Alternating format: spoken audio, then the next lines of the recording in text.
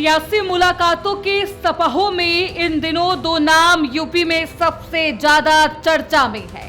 एक नाम आजम खान और दूसरा नाम सपा अध्यक्ष अखिलेश यादव। अब आजम खान का ये बयान अखिलेश यादव से पिछले एक महीने के अंदर दूसरी बार हुई मुलाकात के बाद आया। दिलचस्प बात यह है कि ना इस मुलाकात की तारीख तय थी और ना ही जगह तय थी और ना ही इसकी कोई सुगबुगाहट। इसलिए अचानक हुई इस मुलाकात ने सियासी गलियारों की हलचल बढ़ा दी। आजम खान ने अखिलेश यादव से मुलाकात के बाद जिस तरह से शायराना अंदाज में इसे बयां किया, उसने राजनीतिक चर्चा को और भी तेज कर दिया है। जाहिर है, जब दो राजनीति में काम करने वाले मिलते हैं तो राजनीतिक बात भी होती ही है। ये वही आजम खान है जो कुछ महीने पहले तक अखिलेश यादव से रूठे हुए थे, लेकिन 23 सितंबर को उनके जेल से बाहर आने के बाद पिछले ही महीने 7 अक्टूबर को अखिलेश यादव आजम खान के घर रामपुर खुद मिलने पहुंच जाते हैं और आजम के दर्द को कम करने की कोशिश की जाती है। और अब आजम खान के सुर भी बदल गए हैं और आलाप भी अलग है। अखिलेश ने भी इस मुलाकात को साझा विरासत का हिस्सा बता दिया है। आम लोगों की नजरों में भले ही ये एक औपचारिक मुलाकात हो सकती है, लेकिन सियासत में दिलचस्पी रखने वाले इस मुलाकात के मायने दूसरे निकाल रहे हैं। इसके पीछे सपा की कोई रणनीति भी हो सकती है, क्योंकि 27 में यूपी का विधानसभा चुनाव है और आजम खान काफी समय से सपा से नाराज भी चल रहे हैं और अगर 27 तक ये नाराजगी चलती रही तो सपा को नुकसान होगा, क्योंकि यूपी की सियासत में मायावती भी दोबारा पुराने अंदाज में एक्टिव है और मायावती का निशाना भी इस बार उस वोट बैंक पर है जिसके चेहरे हैं आजम खान। तो क्या अखिलेश यादव आजम को मनाकर अपना वोट बैंक मजबूत करने की सोच रख रहे हैं? मायावती ने 29 अक्टूबर को मुस्लिम भाईचारा संगठन की विशेष बैठक बुलाई थी। इसमें मायावती ने पहली बार 36 मुस्लिम नेताओं के साथ बैठक की। इस बैठक में यूपी के 75 जिलों के जिला अध्यक्ष समेत करीब 450 नेता शामिल हुए। इस बैठक में मायावती ने एमडी फैक्टर यानी मुस्लिम और दलित को मजबूत करने पर विशेष ध्यान दिया और यही एमडी फैक्टर अखिलेश यादव की पीडीए का भी हिस्सा है। अब जाहिर सी बात है, अगर मायावती की सक्रियता का जमीन पर असर हुआ तो अखिलेश यादव के वोट बैंक का छिटकना तय मान कर चलिए और शायद इसी को काउंटर करने के लिए अखिलेश यादव आजम से दोबारा नजदीकियां बढ़ा रहे हैं, क्योंकि मुस्लिम वोट बैंक पर आजम खान की मजबूती है। आजम को मनाकर अखिलेश की कोशिश बसपा की रणनीतियों को झटका देने का है।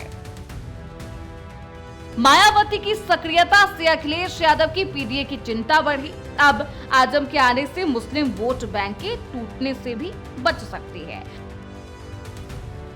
आजम खान से मुलाकात करना अखिलेश का ये मैसेज भी हो सकता है कि वो सपा मुस्लिम समाज के नेतृत्व को महत्व देती है।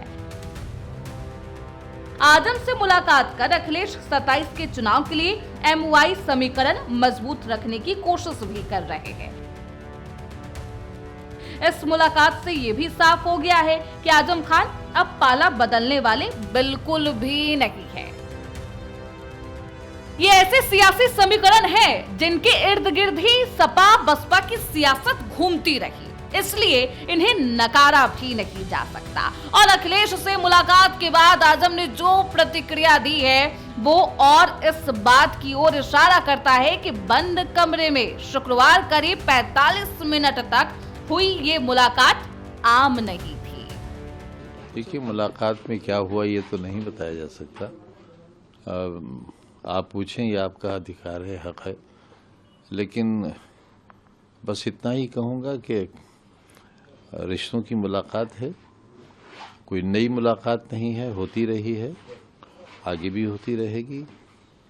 आधी सदी के रिश्ते को अगर किसी ने भी ये समझा था कि हम उस पर जंग आने देंगे तो मुमकिन नहीं है। खुदा ना करे अगर कोई ऐसी बात होती तो मुझसे ज़्यादा दर्द उधर होता। ये सिर्फ राजनीतिक रिश्ते ही नहीं है, बल्कि उस वक्त के रिश्ते हैं उनके वालिद मरहूम के ज़माने से, जब हम सिर्फ विधायक हुआ करते थे और उस वक्त ये गुमान भी नहीं था कि हम कभी सरकार बना पाएंगे। अब आजम खान भले ही आपसी रिश्तों को बुलंद कर रहे हो, लेकिन सियासत में संबंधों के पीछे भी अपने छिपे हुए स्वार्थ माने जाते हैं। लिहाजा इस मुलाकात की टाइमिंग पर उठ रहे सवालों को भी नकारा नहीं जा सकता और इस टाइमिंग का इशारा मायावती की ओर भी जाता है। पिछली बार भी जब अखिलेश यादव आजम खान से मिले थे, तब अगले दिन लखनऊ में मायावती की रैली हुई थी और इस बार तब मिले हैं जब मायावती की मुस्लिम भाईचारा संगठन की विशेष बैठक के बाद सपा पश्चिम में जाट मुस्लिम चौपाल लगा रही है। इस पर बीजेपी की भी प्रतिक्रिया आई। अखिलेश यादव पर जातिगत सियासत का भी आरोप है और अगर डेटा के अनुसार से इसकी तुलना की जाए तो कितना सही है, ये जानना आम लोगों के लिए बेहद जरूरी है। यूपी में 19% से ज्यादा मुस्लिमों की आबादी है। यूपी की 57 विधानसभाएं ऐसी है जहां मुस्लिमों की आबादी 30 से 60% है। यही कारण है कि मुस्लिम वोटरों पर कांग्रेस सपा की तरह बसपा की भी नजर है। लिहाजा इनके सियासी संग्राम के कारण कई बार वोट स्प्लिट होते हुए भी देखा गया। इसी के चलते 2017 में बीजेपी ने इन 57 में से 37 सीटें जीती, जबकि 2022 में सपा ने मुस्लिम वोटों का 80 से ज्यादा फीसदी हिस्सा हासिल किया और 17 सीटों पर कब्जा किया था।